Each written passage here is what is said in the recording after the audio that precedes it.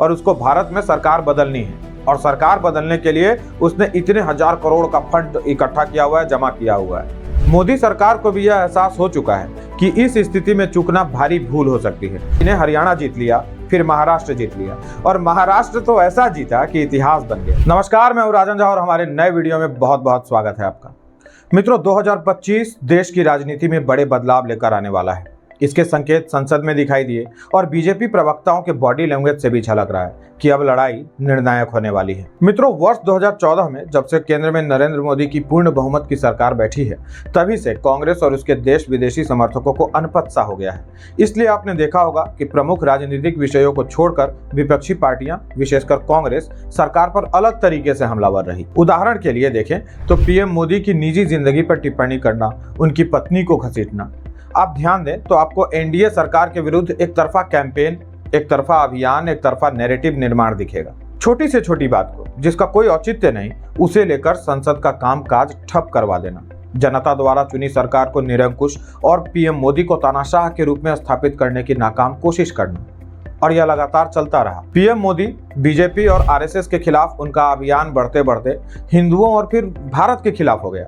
Social media से लेकर सड़क तक पर भाजपा समर्थक भी समझ नहीं पा रहे थे कि ये जब चीजें इतनी स्पष्ट हैं, तब भारत सरकार या बीजेपी के लोग कुछ कर क्यों नहीं रहे। दूसरे शब्दों में कहे तो सरकार हर बात को लेकर बैकफुट पर क्यों चली जा रही थी। बीजेपी, पीएम मोदी इसका कोई जवाब क्यों नहीं दे पा रहे।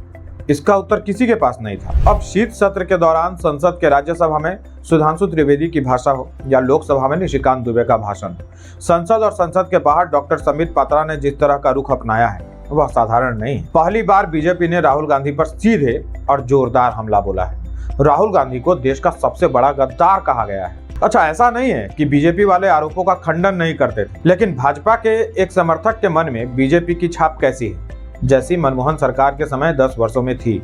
बीजेपी विपक्ष में रहते जो आक्रामकता दिखा रही थी, सरकार में आने के बाद बीजेपी के वह आक्रामकता लोग मिस कर रहे थे। हो सकता है बीजेपी जीत के बाद विनम्र बनने की कोशिश कर रही, परंतु यदि ऐसा है तो राहुल गांधी और उनकी पार्टी ने इसका खूब फायदा उठाया।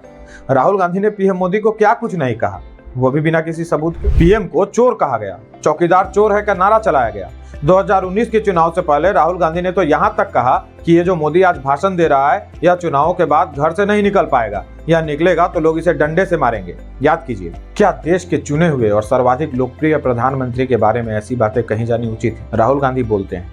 एक और बात ध्यान दीजिए कि या तो किसी राज्य में चुनाव से पहले या संसद में सत्र से पहले कहीं ना कहीं से कोई ना कोई ऐसा मुद्दा सामने आ जाता है जिससे सरकार और पीएम मोदी पर हमले किए जा सके। संसद के कामकाज को ठप किए जाने की कोशिश होती है और सरकार सदन चलाने में नाकाम रहे, इसकी पूरी कोशिश की जाती है। मैं एक एक कर गिनवा देता हूं। राफेल डील से यह शुरू हुआ, पेगासस, बीबीसी की पीएम मोदी पर बनाएगी डॉक्यूमेंट्री, हिंडनबर्ग की रिपोर्ट, और अब अडानी की कंपनी पर अमेरिका में हुए कार्रवाई को लेकर जो माहौल बनाया गया, इन सब में कॉमन यह है कि इन मुद्दों के बहाने देश को कमजोर करने की कोशिश हुई। लेकिन प्रश्न है कि यह कोशिश कैसे हुई।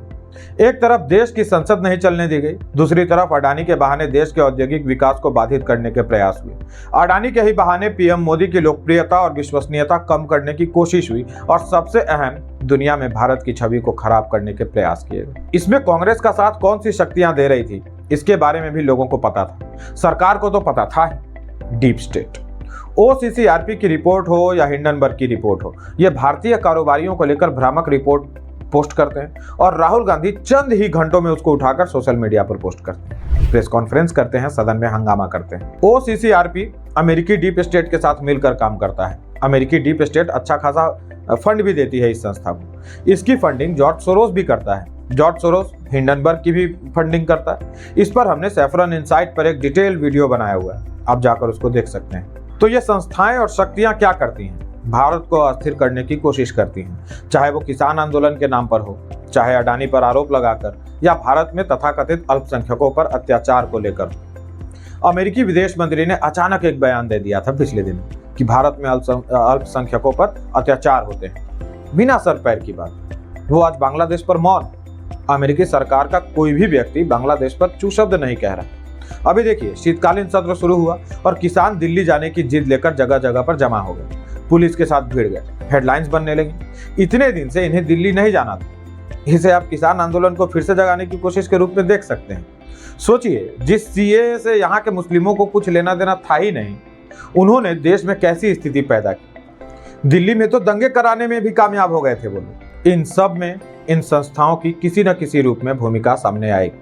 संबित पात्रा ने अपने प्रेस कॉन्फ्रेंस में कहा है कि एक ट्रायंगल है जो भारत के विरोध में काम कर रहा है और ट्रायंगल का एक सिरा अपने देश में है राहुल गांधी। अब एक बात यह है कि क्या सरकार को यह सब पता नहीं था? क्या सरकार को पता नहीं था कि बाइडेन सरकार भारत विरोधी है, कमला हैरिस भारत विरोधी है? यानी अमेरिका में डेमोक्रेट्स का पूरा खेमा ही भारत विरोधी है और जॉर्ज सोरोस तो खुलकर कह चुका है कि यह मोदी विरोधी है और उसको भारत में सरकार बदलनी है और सरकार बदलने के लिए उसने इतने हजार करोड़ का फंड इकट्ठा किया हुआ है, जमा किया हुआ है। इन सब की पूरी कोशिश थी कि 2024 का चुनाव मोदी हार जाए।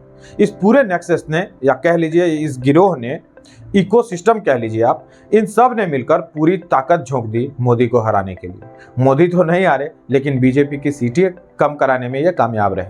बीजेपी को अकेले अपने दम पर बहुमत लाने से रोक जरूर। इससे आप समझ रहे होंगे कि डीप स्टेट से लेकर मोदी विरोधी और भारत विरोधी खेमे में ये खलबली क्यों मची हुई। इस बीच एक बड़ी घटना घट गई अमेरिका में। वहां राष्ट्रपति के चुनाव हुए और चुनाव डोनाल्ड ट्रंप जीत गया, जिसकी डीप स्टेट को भी आशा नहीं थी।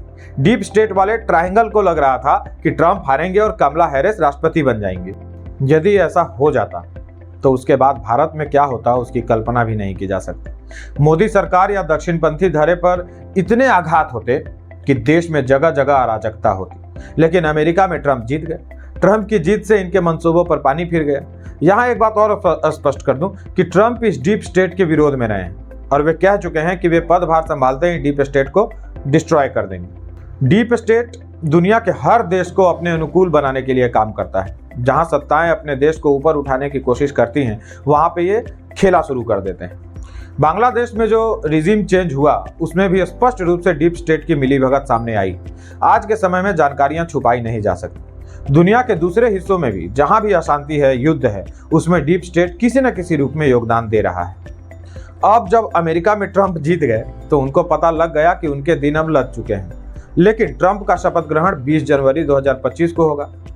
अब ये सोच रहे हैं कि भारत का मिशन जो अधूरा रह गया है उसको पूरा करने की एक अंतिम कोशिश कर लेते हैं। कोशिश में ये पहले से लगे हुए थे। बीजेपी की सीटें कम हुई, उनकी कोशिश थी कि अब बीजेपी के सहयोगी दलों को तोड़ दिया जाए ताकि सरकार न बनने पाए, लेकिन वहां भी असफल रहे।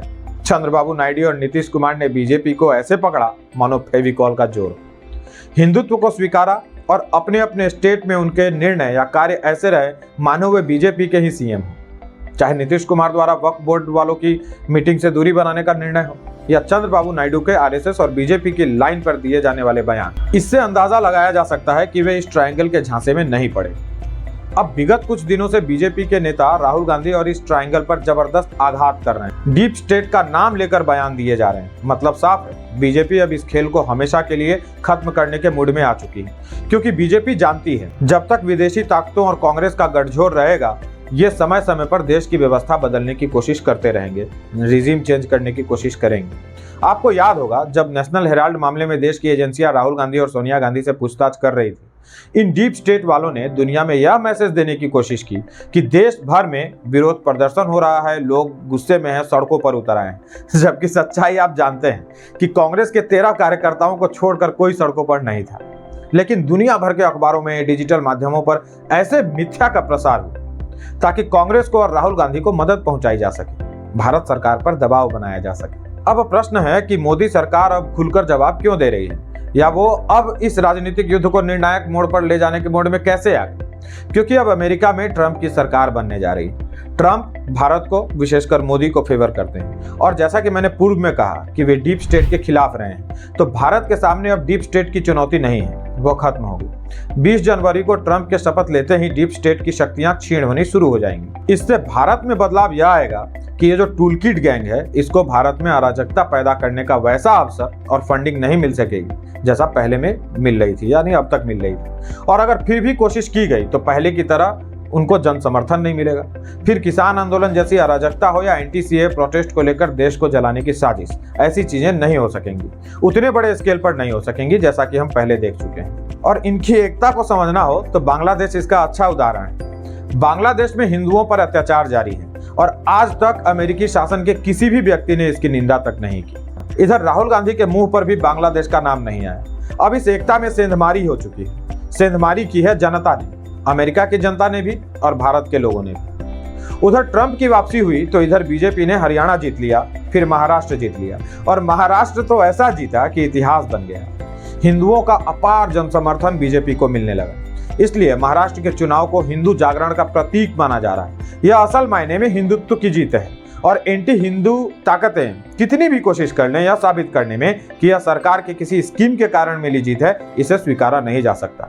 यह हिंदुत्व की ही जीत है। सच यही है कि यह जीत हिंदुत्व के राजनीति की जीत है, इसे सबको मानना पड़ेगा। गणना कहती है कि सभी ग्रह अब अनुकूल होने लगे हैं। मोदी सरकार अब इस निर्णायक युद्ध के लिए तैयार है, ऐसे तत्वों से जिनको विदेशी ताकतों का समर्थन मिल रहा था, जो देश में उपद्रव करने की कोशिश में थे, जो देश की व्यवस्था के साथ खिलवाड़ करना चाहते थे, जो संविधान का नाम लेकर संविधान के खिलाफ आचरण कर रहे थे, जो देश में अराजकता पैदा करना चाहते थे, जो देश की प्रगति और विकास के पथ में बाधा उत्पन्न करना चाहते थे। उन सब के खिलाफ निर्णायक युद्ध की तैयारी हो चुकी। इसलिए भाजपा नेता अपना गियर बदल चुके हैं। संकेत तो ऐसे ही मिल रहे हैं और इसके केंद्र में होगा गांधी परिवार व राहुल गांधी। इसलिए भाजपा के नेता संसद से लेकर पार्टी कार्यालय में आयोजित प्रेस वार्ता तक में सीधे नाम लेकर राहुल गांधी पर हमलावर हो रहे हैं। आने वाला समय राहुल गांधी और कांग्रेस पार्टी और उनके सहयोगियों के लिए बहुत कठिन होने वाला है। लोकसभा चुनाव के नतीजों के बाद जो नैरेटिव गढ़ा गया कि देश में हिंदुत्व की राजनीति नहीं चलेगी, लोगों का मोदी पर से भरोसा उठ रहा है, हिंदुत्व के नाम पर इस देश में चुनाव नहीं जीते जा सकते, उस सब का जवाब जनता ने, विशेषकर हिंदुओं ने दे दिया है।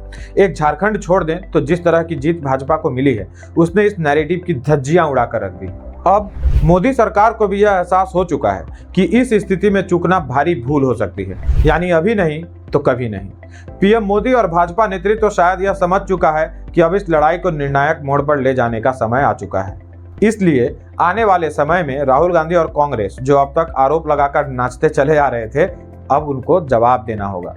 पहला सवाल तो उनकी नागरिकता को लेकर के ही है, जिस पर सरकार को जवाब देना है। अगस्ता वेस्टलैंड सौदा घोटाले पर भी इटली में सुनवाई चल रही है। वहां की अदालत में इस बात के सबूत दिए गए हैं कि डील को लेकर रिश्वत दी गई थी। संभव है कि भारत सरकार के साथ भी सबूत शेयर किए जाएं या अब तक वो सारे सबूत भेज भी दिए हों।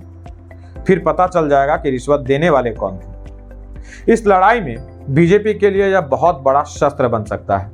सुनने में तो यह भी आया है कि एक बार फिर से बोफोर्स मामले की भी जांच कराने की तैयारी चल रही है। तो इन सबको जोड़कर देखें तो लगता है याचना नहीं अब रण होगा और रण बहुत भीषण होगा। जो मोदी सरकार इस रण को टाल रही थी, अब रण को जीतने के लिए तैयार है। शिशुपाल की 100 गलतियां पूरी हो चुकी हैं, अब शिशुपाल वध का समय आ चुका है। इसलिए वर्ष 2025 भारतीय राजनीति के लिए बड़े बदलाव का समय होगा।